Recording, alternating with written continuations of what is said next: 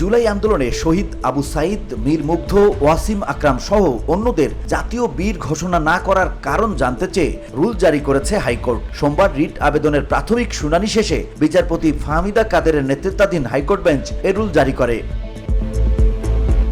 একই সঙ্গে নোবেল বিজয়ী অধ্যাপক ডক্টর মোহাম্মদ ইউনূসকে জাতীয় সংস্কারক ঘোষণা না করার কারণ জানতে চেয়ে হাইকোর্ট রুল জারি করেছে। পাশাপাশি জুলাই আন্দোলনে নিহতদের জাতীয় বীর ঘোষণা করে পূর্ণাঙ্গ রায় প্রকাশের নির্দেশনা চেয়ে আরও একটি রুল জারি করা হয়েছে।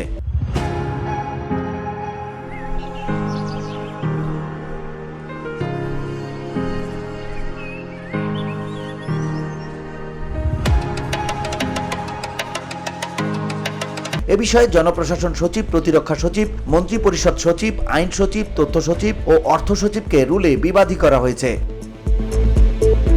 VOD Bangla news desk.